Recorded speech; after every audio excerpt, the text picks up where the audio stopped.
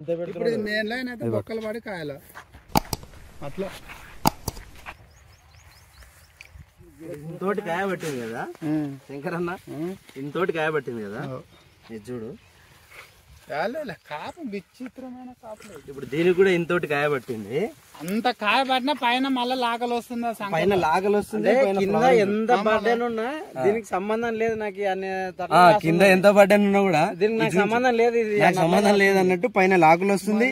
ఏదో అడ్డం దిగుతున్నాయి చూడు, లాగలు వస్తుంది, దిగుతున్నాయి చూడు ఇట్లా గ్రోతింగ్ వస్తుంది. ఇప్పుడు ఈ మొత్తం పైన దిగుతున్నాయి చూడు.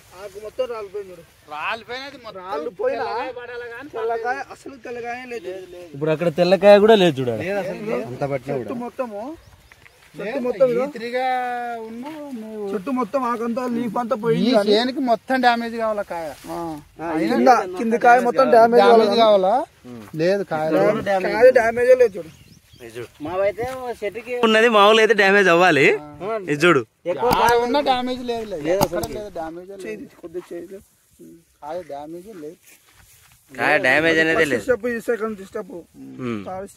మూడో స్టెప్ లో ఉంది, ఇప్పుడు మూడో స్టెప్ లో ఏమంటారు, ఎంత కష్టాలు వస్తే మనిషి అంత రాటు తేలుతారంటారు. దీనికి ఎంత బర్త్డే ఉంటే నేను అంత పెరుగు కాస్తా అన్నదట్లు ఉంది, అన్నదట్లు. ఎక్కడ పోయినా మళ్ళీ ఎదుగుతారు అన్నట్లు. ఇప్పుడు ఇదో మనం పైన చూసుకుంటే రామకృష్ణ ఇప్పుడు పైన మొత్తం లాకులు వస్తూనే ఉన్నాయి చూడు, ఎక్కడ ఆగడం లేదు గ్రోత్. ఇంత కాయ పట్టినా కూడా ఇది చూడు, ఇది అసలు మైండ్ బ్లోయింగ్. ఇది త్రిప్స్ వస్తాయి, ఇట్లా ఉండదు చేయను అసలు.